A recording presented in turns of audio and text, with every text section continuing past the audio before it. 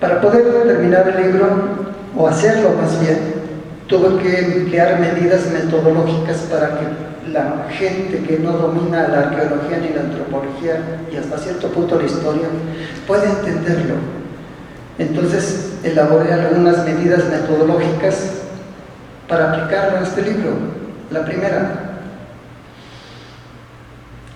que este libro sea una aproximación sociológica, que sea un ensayo sociológico, que vea a los teotihuacanos no como objetos de estudio arqueológico ni antropológico, sino personas de carne y hueso que sienten y piensan y construyen su presente con miras al futuro.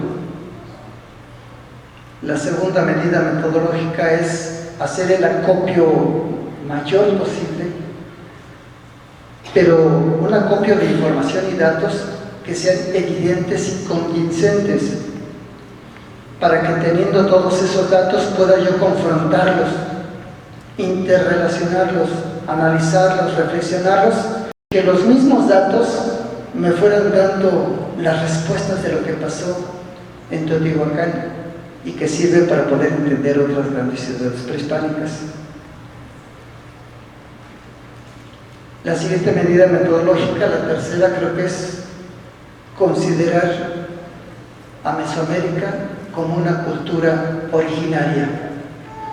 Una cultura originaria que se desarrolló sola, sin conocer otra cultura originaria mundial, como puede ser Egipto, como puede ser Mesopotamia, como puede ser la India, como puede ser China y como puede ser Perú. Y le agregamos México. Considerar a una cultura originaria a Mesoamérica es exigirnos como investigadores buscar una conceptualización y una terminología adecuada a una cultura originaria. No podemos estar retomando elementos extranjeros para poder estudiar nuestra cultura prehispánica. Evité, en el libro no se menciona nunca palacio, reyes, reinas, linajes, dinastías, magnates, oficinas, nada de eso se menciona en el libro. Eliminé todos esos conceptos que son europeos, porque nuestra cultura originaria tiene su propia forma de vivir, su propia forma de ser, y no puede ser analizada con los ojos de Europa. La siguiente medida metodológica fue eliminar los famosos periodos que imponen desde Europa: el foro latino, el preclásico, el clásico, el epiclásico, el posclásico, porque además estas divisiones todavía tienen su periodo temprano, medio y tardío. Temprano, medio y tardío. Ya no.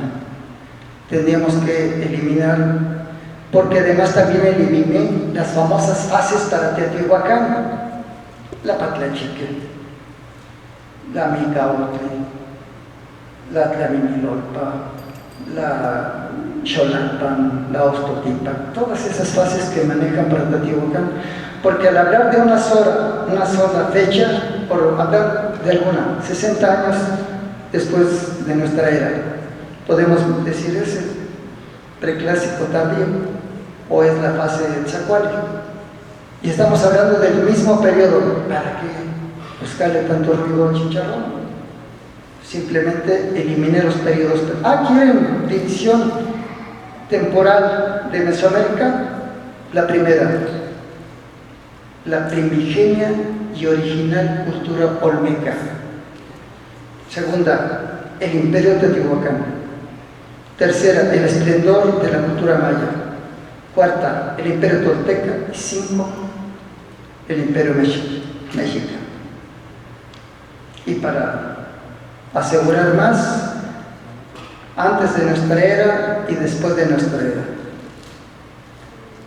Pensando en lo de la cultura originaria que mencioné hace rato, ¿se imaginan que el Vaticano contratara un arqueólogo o un antropólogo mexicano y se fuera al Vaticano a trabajar?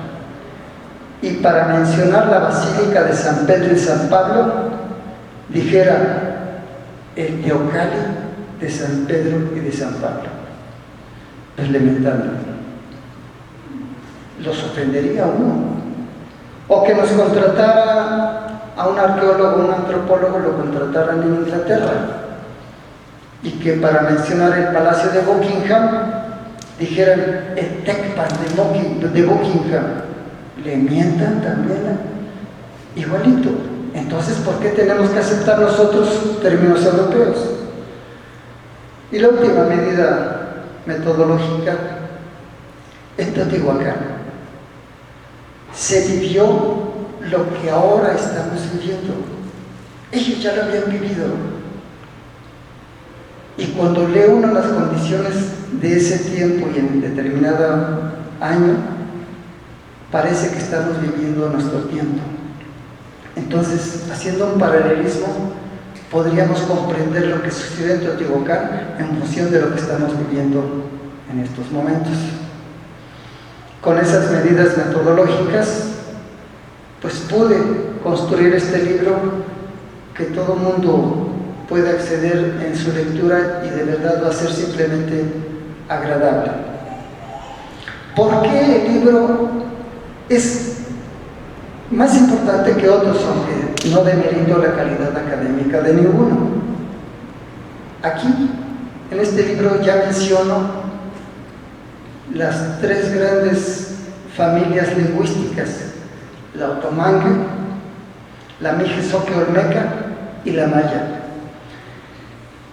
Y la mijezoque olmeca, que fue lo que decía el licenciado Sergio Vicario, de cuando hace erupción el volcán Popocatépetl por el año 60 de nuestra era, mucha gente que vivía en el lado este del volcán, pues como pudo salió de esa área y se fue para Teotihuacán.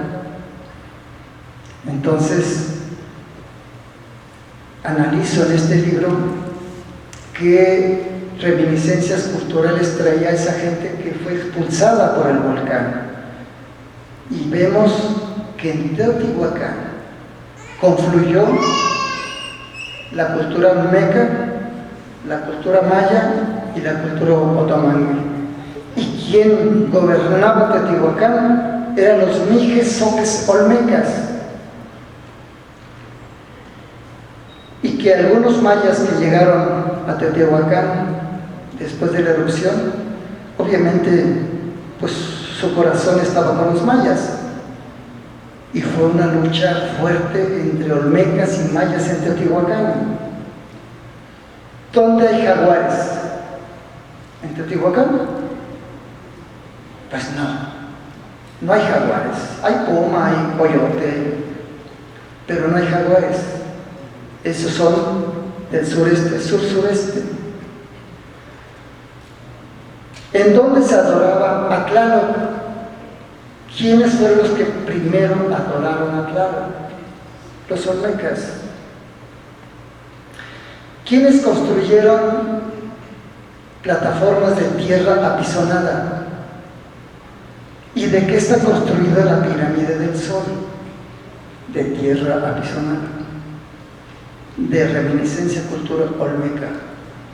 ¿Quiénes se transformaban la cabeza? Se la modificaban para atrás, a frontal. No fueron los mayas, fueron los olmecas. ¿Quiénes descubrieron el cero y la cuenta larga y todo lo que ya saben? Los mayas, fueron los olmecas. ¿Quiénes se modificaban los dientes? Se los ponían horizontales o en picos. Los mayas, los olmecas. Vean las cabezas colosales, observen los dientes. Y así podríamos decir muchos más ejemplos de por qué en Teotihuacán predominó los gobernantes de origen olmeca. Eso nunca se dice porque no se sabe, pero sustento y fundamento todo eso en el libro.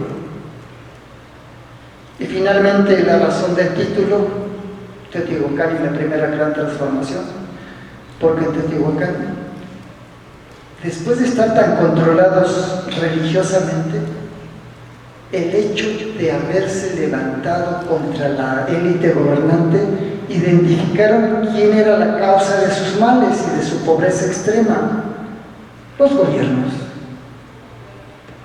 Los identificaron, pero para haberse levantado tuvieron que haberlo planeado de una manera exacta. A lo mejor se pusieron de acuerdo, porque si hubieran sido delatados, les cae el ejército teotihuacano, pero no les cayó el ejército teotihuacano, simplemente les cayó la gente. A lo mejor a un sonido de un caracol fuerte fue la señal y toda la gente salió de sus cositas, de sus zonas de trabajo y se fueron a quemar a Teotihuacán. Por eso es que se transformaron la conciencia y aparte la acción, la transformación de las conciencias.